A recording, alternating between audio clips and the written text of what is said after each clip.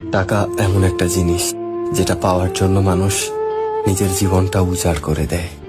মানুষ বলে যে টাকায় সবকিছু হয় না, কিন্তু সত্যি তো এটাই যে বর্তমানে টাকা ছাড়া মানুষের কোনো অস্তিত্ব নেই। হাসপাতালের অসুস্থ মানুষটা জীবনে বাঁচা মরার সাথে লড়াই করে চলেছে, কিন্তু ডাক্তারের প্রথম কথা হলো যে আগে টাকা জমা করুন, তারপরে চিকিৎসা হবে। স্কুলে পড়লে টাকা, কলেজে শিক্ষা নিতে গেলেও টাকা, আর চাকরিতে সম্মান টাকার কাছে হার মেনে যায়। কোথাও গেলে টাকাটাই সবার আগে দরকার হয়। টাকা থাকলে মানুষ মানুষকে মানুষ ভাবে।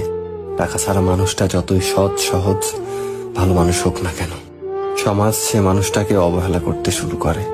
বাস্তবতা তো এটাই যে টাকা শুধু দরকারই হয় না, আজকাল মানুষের সব থেকে বেশি প্রয়োজনীয় জিনিস হয়ে উঠেছে।